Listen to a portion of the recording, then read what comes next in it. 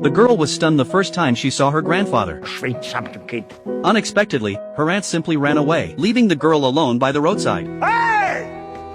Street! Need street meat!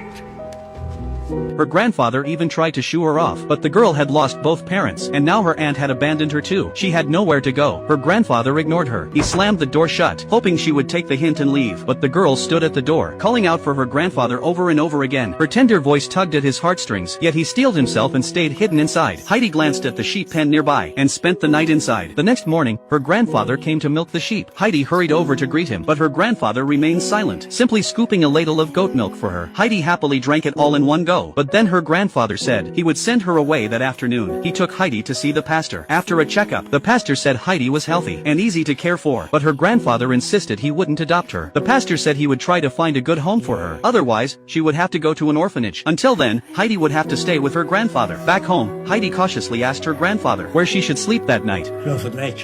Heidi decisively gave up on the sheep pen and chose her grandfather's house. Unfortunately, there was no bed for her in the room, so she climbed up to the hay-filled attic and asked if she could sleep there. Her grandfather looked at her and answered with silence. During the meal, Heidi gathered her courage and told her grandfather she didn't want to go to the orphanage. Her grandfather paused but said nothing. Heidi grew anxious. The next morning, warm sunlight woke Heidi in the grass. On the distant hillside, a young shepherd was driving a flock of sheep toward them. Thrilled, she rushed out of the room, drank a full bowl of goat milk, washed her face with clear spring water, and then let the lambs out. The shepherd boy, Peter, approached her grandfather. Her grandfather gave him some breakfast and asked him to take Heidi up the mountain to tend the sheep. Delighted, Heidi followed Peter up toward the peak. The mountain breeze blew gently, and Heidi happily played with the lambs, enjoying a rare moment of freedom. Suddenly, Peter noticed two lambs fighting. He raised his whip to strike them, but Heidi couldn't bear to see the lambs hurt, so she bribed Peter with her own lunch. Peter made her promise not to tell her grandfather, because everyone said he had once killed a man. Heidi never imagined her grandfather could be so cruel. When she returned home, her face was clouded with worry. She even offered to sleep in the sheep pen again. Her grandfather guessed she had heard the rumors. Unable to let it go, Heidi asked him directly whether he had really killed someone. Her grandfather didn't answer directly. Instead, he patiently told her, "People love to make up lies. Seeing is believing. Don't trust gossip lightly." After a few minutes of thought, Heidi rushed forward and hugged her grandfather. She chose to believe he was kind. With his granddaughter's trust and embrace, the warmth of kinship slowly began to awaken in her grandfather's blood. On the hillside, Heidi and Peter laughed and played together, their innocent childhood shining brightly in them. Peter thought they would be friends for a long time, but Heidi told him her grandfather would send her away in 3 days. This saddened Peter deeply. He turned and shouted angrily at the sheep to vent his frustration. That evening, when she returned home, Heidi noticed a new chair by the dining table. Learning it was made for her, she was overjoyed. It turned out her grandfather had silently agreed to let her stay. She leaped into his arms to thank him. From then on, Heidi tended sheep with Peter. They basked in the sun by the lake, ran and played in the mountains, and chatted on the grassy fields, until one day, when Peter had to go to town for school, the two faced separation. Soon, the Alps were covered in snow. Trapped on the mountain, Heidi missed her friend terribly. To fulfill her wish, her grandfather took her down the mountain on a sled. They sped across the snow, excited Heidi like a fiery summer, and her gentle grandfather like a soft autumn. Together, they could turn the winter around them into spring. Soon, Heidi arrived at Peter's home, where only his mother and blind grandmother lived. The house was bare, with almost no fine furniture in sight. Heidi handed the bread she brought to the grandmother, but the grandmother said it was too hard. She had lost all her teeth and couldn't chew it. This seemingly small incident saddened Heidi. That night, her grandfather came to take Heidi home. She fell asleep peacefully on his back. Winter passed, spring returned, and everything came back to life. One day, Heidi's aunt came to her grandfather's house again. She said she had found a good place for Heidi, to be a companion for a wealthy girl. In truth, she wanted to sell Heidi to a rich family. Her grandfather had grown attached to Heidi. Furious, he chased the aunt away, but driven by the high referral fee, the aunt went straight to Heidi and lied, saying her grandfather didn't want her anymore. Heartbroken, Heidi could only leave with her aunt. By the time her grandfather realized what had happened, it was too late. He could only return home dejected. The kinship he had finally built was shattered by reality once again. Heidi was taken to a grand manor. The housekeeper scrutinized her carefully, then handed a large sum of money to her aunt. Heidi knew she had been abandoned once more. She felt sad. Fortunately, the young lady, Clara, did not make things difficult for Heidi and quickly became familiar with her. But the housekeeper was hard to get along with. Even during meals, Heidi had to follow strict rules. When Heidi lifted her bowl to drink soup directly, the housekeeper sternly said she must use utensils, complaining that Heidi didn't even know basic manners. Clara comforted Heidi, saying she could learn everything slowly, and not to worry. But when soft, golden bread was served, Heidi thought of Peter's grandmother. She secretly hid a piece, hoping to let the grandmother taste bread she could actually chew. The housekeeper saw it and scolded her on the spot. Here, you must be refined. Whether eating, sleeping, or interacting with others, you must be noble and elegant, with no uncouth behavior. But Heidi hardly listened. Clara couldn't help but remind the housekeeper that Heidi had already fallen asleep. In her dreams, Heidi returned to the Alps, but reality was cruel. She slept in a luxurious room, yet felt no warmth at all. The servants washed her clean, dressed her in beautiful dresses, and then began rigorous lessons in etiquette. Heidi's arrival brought Clara a long-lost sense of childlike joy, studying and reading together during lessons. In their free time, she showed Heidi her mother's portrait, and shared memories. The two grew closer. During a nap, Heidi asked the manservant to open the window. She wanted to see the Alps where her grandfather lived, but she was quickly disappointed. All around were tall buildings. The manservant told Heidi she would have to go to the highest church to see the mountains. So the next day, Heidi secretly pushed open the gate and sneaked out with Clara. The lively atmosphere outside set their spirits free. They went to the church, and Clara kindly let Heidi go up while she waited below. From the top of the tower, Heidi looked out, but there were no Alps in sight, only houses billowing dark smoke. Deeply disappointed, back to the castle. To punish Heidi, the housekeeper ordered her to go without dinner and reflect on her actions. She even threatened that if it happened again, Heidi would be locked in a dark room. Desperate, Heidi decided to leave. She packed her belongings and said goodbye to Clara, but the housekeeper stopped her, saying that without the Baron's permission, she couldn't go anywhere. Heidi struggled desperately. Seeing Heidi so determined, Clara was deeply saddened. Overwhelmed, she fell ill in bed. Ich denn so schrecklich, dass du nicht bleiben willst? Nein,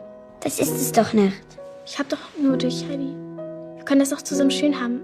Heidi's heart softened. She decided to stay for Clara's sake, but it meant sacrificing her own happiness. Life in the castle brought her no joy. As time passed, Heidi would dream of her grandfather in the mountains, and the eagles soaring in the sky at night. Perhaps her longing became an illness. Heidi began sleepwalking, going to the door every night, and gazing in the direction of the Alps. The doctor told the Baron that if this continued, Heidi might fall into depression. Finally, he decided to send Heidi home, but Clara, who had finally found a companion, was unwilling to let her go. She argued fiercely with her father, and angrily locked herself in her room, not even coming out to say goodbye when Heidi left. Heidi took the eagle carved by her grandfather, and asked the Baron to give it to Clara. Then, accompanied by the manservant, she soon returned to her village. She first went to Peter's house, and gave that soft breads to his grandmother. The grandmother was overjoyed. Satisfied, Heidi returned to the valley. She took off her expensive coat, ran barefoot toward her long-waiting grandfather, and leaped into his arms. It is said that all feasts must come to an end, but it is also said that paths will cross again somewhere in life. Her grandfather held Heidi tightly, cherishing his granddaughter even more now that she was back. Everything in the mountains was the best medicine. Heidi's condition healed without treatment, and she became that wild girl again, drinking goat milk heartily, washing her face with mountain spring water, and going up the mountain every day with Peter to tend the sheep. Another winter came. In order for Heidi to be able to read, Grandpa voluntarily moved down the mountain. In class, the teacher asked everyone what they wanted to be when they grew up. Peter said he wanted to be a shepherd. Heidi said she wanted to be a writer. Everyone laughed at Heidi for daydreaming, but Heidi, having seen the wider world, stood firm. She wrote letters to Clara about everything in the mountains, hoping Clara could visit the Alps one day. Clara's grandmother learned of her wish, and so one morning Clara and Heidi met again. They eat together, sleep together, and joyfully play side by side. Seeing Heidi and her friend so close, Peter grew jealous of Clara. One day, while Clara wasn't looking, Peter threw her wheelchair down the mountain. Grandfather carried Clara up the hillside, and then found Peter nearby, telling him he would have to face the consequences unless he agreed to take good care of the girl. Clara sat on a rock, gazing at the breathtaking Alps, and the knot in her heart quietly began to unravel. Suddenly, a butterfly landed on her toes. It felt like her mother looking back at her. Clara felt an urge to stand. Peter and Heidi hurried over to support her. With their help, Clara stepped onto the grass, letting nature heal her. A few days later, the Baron and Clara's grandmother came to take her home. When the Baron saw his daughter standing again, he wept with joy. He knew her heart had been healed. Clara's grandmother was deeply grateful to Heidi. Before parting, she gave Heidi a storybook, but when Heidi opened it, the pages were blank. The grandmother handed her a pencil and said that the rest of the story is for you to write. Life's journey is a process from innocence to worldly experience, and from worldly experience back to innocence. Stay curious about the world, and keep your passion for life alive. Perhaps happiness is never somewhere far away. It arrives the moment we dare to be ourselves.